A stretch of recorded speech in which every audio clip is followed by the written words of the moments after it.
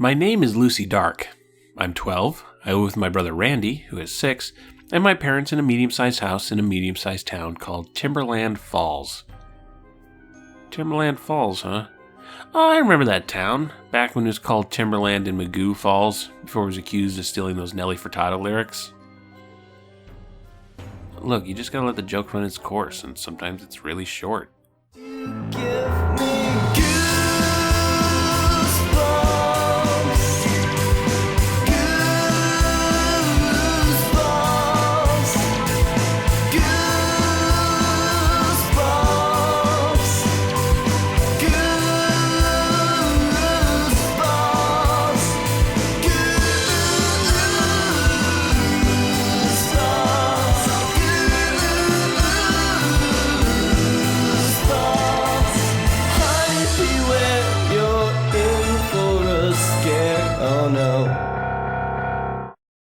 Yes, her name is actually Lucy Dark, of the Dark family. This is matched in the fact that Lucy has deep, dark hair, like the rest of her family. Considering what we'll find out about the Dark family, their hair and their name might be tied together in some way. So naturally, it's a blonde girl on the cover. Do the book people and the cover art people ever talk to each other?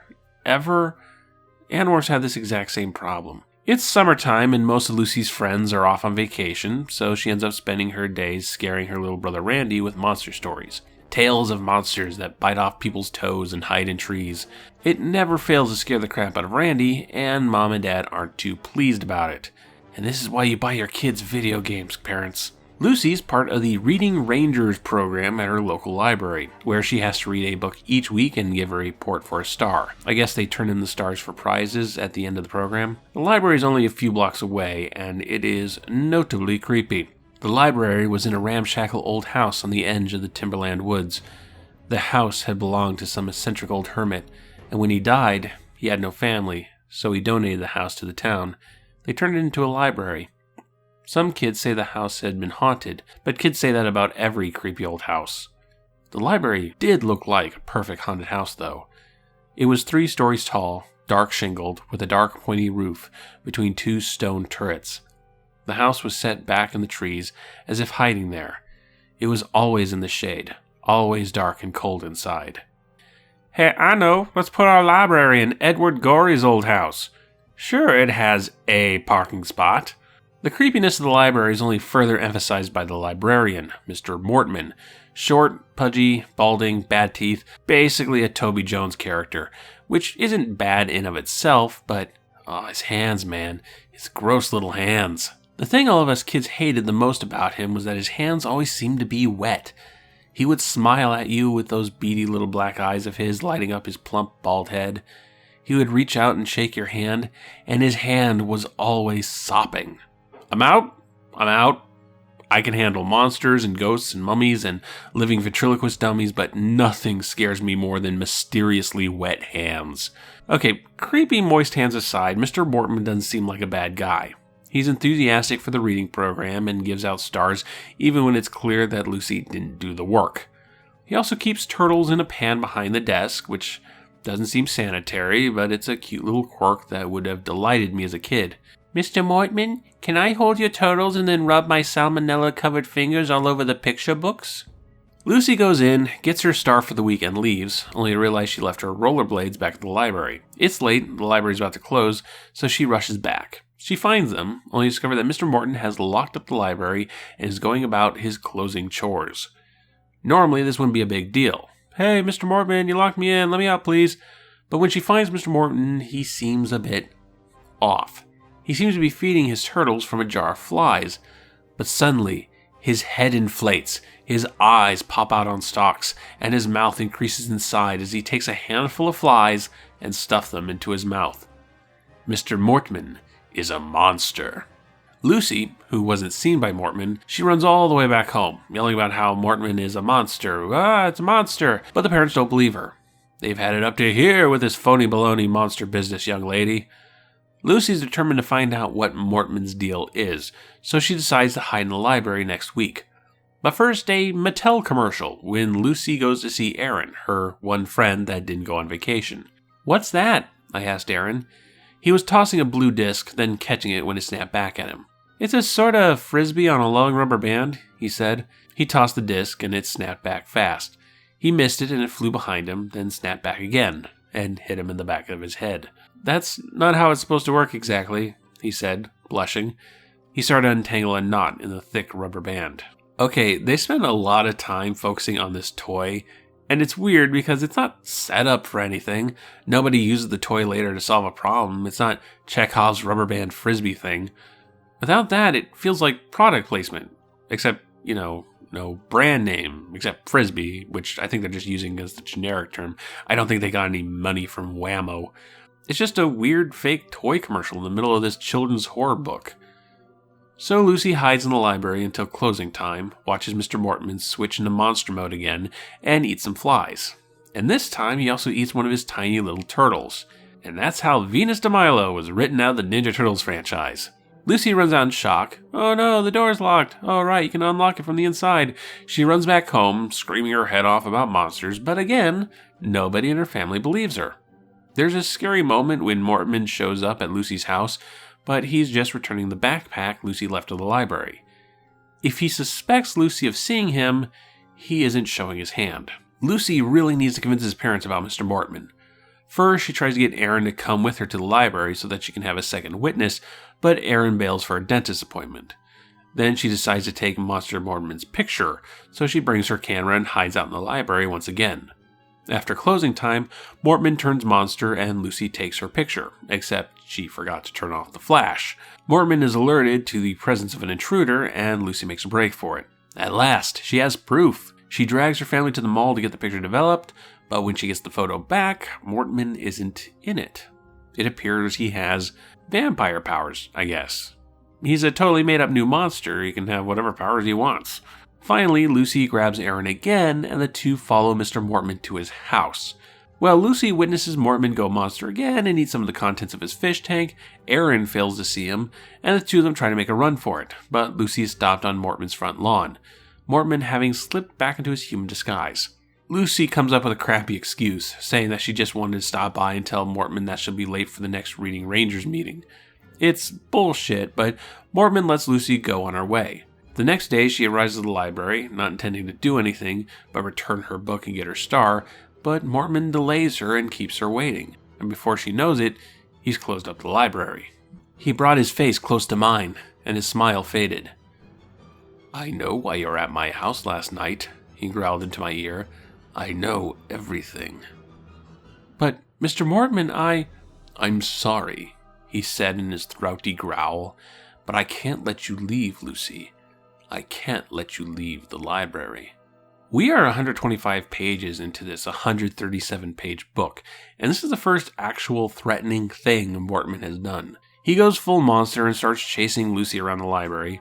Seems like he's going to catch her when she knocks over the library card catalog, cards flying everywhere, and Mortman, horrified, stops to collect and organize them, giving Lucy the opening to escape. The idea is that Mortman may be a monster, but he's also a legit librarian. But this also kinda ties into Mortman being a secret vampire. One of the more obscure traits vampires have from European folklore is a need to count things thrown in front of them, like grains of rice.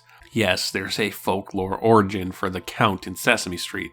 This card catalog thing reminds me of that, and between it and Mortman not showing up in photos, I wonder if Mortman might have been a vampire in an early draft. Lucy escapes, and it turns out Aaron was also at the library, looking in the windows, and now he's seen Mortman's monster form too. So the two go back to Lucy's parents, and with a second witness, they start to take Lucy's claims a bit more seriously. So they invite Mortman for dinner. Seems kinda dangerous, but then we get the twist, and well, it's not great. Mr. Mortman sipped his iced tea. He leaned back on the couch and smiled at my mother. "It was so kind of you to invite me. I don't get too many home-cooked meals. What's for dinner?" he asked. "You are," my dad told him, stepping in front of the couch. "What?" Mr. Mortman raised a hand behind his ear. I didn't hear you correctly. What's for dinner?" "You are," Dad repeated. Mr. Mortman let out a little cry and turned bright red. He struggled to raise himself from the low couch. But Mom and Dad were too fast for him. They both pounced on him. Their fangs popped down, and they gobbled the librarian up in less than a minute, bones and all. Randy laughed gleefully. I had a big smile on my face. My brother and I haven't gotten our fangs yet. That's why we couldn't join in. Okay, the twist in theory is not a bad one. The idea that Lucy and her family were also secretly not human, cool, interesting. The problem is in execution, both structurally and thematically. First, what makes a twist in a story work or not work? Well, there's a lot of factors, but one thing good twists tend to have going for them is that they recontextualize a story, so that when you go back and experience the story again, you can see the way the twist is foreshadowed. Not only is there no foreshadowing in this book, but the twist feels in conflict with the rest of the book. This book is in first person. We're in Lucy's head space 100% of the time. We know what she's thinking. Her learning that Mortman is a monster should be bringing up certain internal dialogue, like, hey, he's a monster. Like me. I realize it's giving away the game, but without it, you're just lying to your readers to maintain the twist. And there's a simple solution to that. Just make the book third person. Third person adds a degree of separation, and Goosebumps freely switches between third and first person, so there's no issue of stylistic consistency. Animorph suddenly switching to third person, yeah, that might be jarring. But Goosebumps, anything goes, man. There's nothing that could be retextualized by the twist, no moments that take on a new meaning. It could have been small things, At the end, Lucy says that her fangs haven't grown in yet. You could have a scene where Lucy brushes her teeth or something and comments on how nubby her teeth look, which wouldn't be too weird on its own, but would take on a new meaning when you know Lucy's true nature. There's nothing like that. It really feels like R.L. Stine had no idea what the twist was going to be until he actually got to the last chapter, and didn't bother to rewrite the rest of the book to match. Lucy knows she's a monster. That's another thing that might have helped if she didn't know until her parents revealed themselves at the end, but anyway, she knows, and she spends her time telling monster stories to scare her brother, who is also a monster and knows he's a monster. What exactly is going on here? It's like, okay, I'm not sure I want to go here, but it's like if the daughter of an African American family told stories to her African American brother to make him scared of African Americans. Okay, it's not quite a one-to-one metaphor, but these parents must be doing a piss-poor job educating their kids on the nature of monsters. And they're not scolding Lucy for perpetuating a stereotype or spreading misinformation. They're just telling her not to tell monster stories, but they're monsters. They're monsters who have to kill other monsters when they come onto their turf. The reason Lucy's parents give for eating Mr. Mortman isn't that he threatened their daughter, more on that in a moment, but because they didn't want the community to catch wind that monsters exist. It might start a witch hunt and they'd get chased away. So clearly they should be having family meetings about what to do if a real monster rolls into town, in the same way families have meetings about what they should do if there's a house fire. Of course, their excuse here is a complete lie. Because Lucy and her family have no problem passing as human, they're under no threat of being suspected, and they're fine with Aaron knowing about the existence of monsters. They don't feel threatened by this normie knowing about the supernatural. Which brings us to Mr. Mortman, the innocent victim in all of this. As the book is framed, Mr. Mortman did nothing wrong, and Lucy's parents killed him in cold blood. Here's what Mortman did in this book. He had wet hands, gross but not a crime. He ate bugs and turtles, people eat weird things, not a crime. His image doesn't show up on film, not a crime. He keeps to himself outside of the library, he promotes reading programs for young people. There's literally nothing wrong with this guy. Imagine being this guy. Imagine some brat walks in off the street and starts sticking her nose in your business. You find her stuff, you suspect maybe she knows, but you let it drop. Even if she saw you, she's a kid, nobody's going to believe her. And then she takes your photo. She's getting way too curious, but you know the camera can't pick up your image. You think this will be the end of it. And then she shows up at your goddamn house. You have done nothing but be nice to this girl, and she is threatening to out your very existence in a world that will not tolerate it.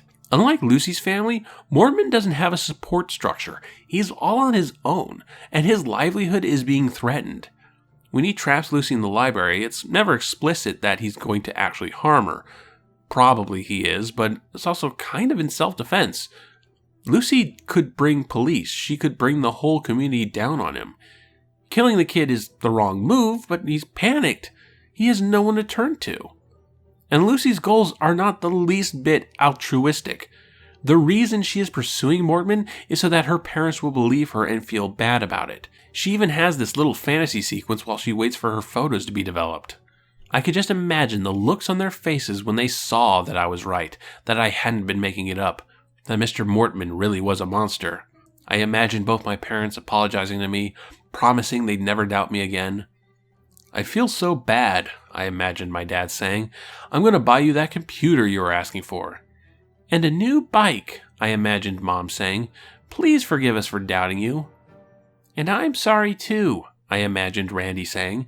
"I know I've been a real jerk." "And you can stay up till midnight every night from now on, even on school nights," I imagined Dad saying. What a selfish little brat! She wants to expose Mr. Mortman for computers and bicycles. And Mr. Mortman dies for this. The parents don't vor him because he attacked their daughter in the library. They don't even acknowledge that that happened. For them, this is just about them keeping control of the monster population in this town. And maybe that would have been a fantastic idea. The seemingly normal white suburbanites being the real evil monsters instead of the ugly weirdo who eats bugs. R.L. Stine, however, is not that nuanced. He put in a fake toy commercial in the middle of his book for no reason. And from what I've gathered, Mr. Mortman was supposed to be an actual evil monster. According to the Goosebumps wiki, the original plan was for Mr. Mortman to eat children like a Grimm's fairy tale monster. But Scholastic said nope to that. That would be too scary for their horror series. So Stine changed it to Mr. Mortman eating bugs, thereby completely neutering the threat of Mortman and changing the tone of the book completely. This book is two things, and it needs to be one. It's a story about a girl who discovers an evil monster and struggles to convince people before it's too late. And it's a story about a family of evil monsters who kill a librarian for no reason. Now, there are bits I liked. The book has good atmosphere, the library is a wonderfully dark and creepy location, and the description of Mortman's monster form is nicely alien and weird, but that's wasted on a book that could not decide what it wanted to be. I give The Girl Who Cried Monster an empty pizza box out of 10.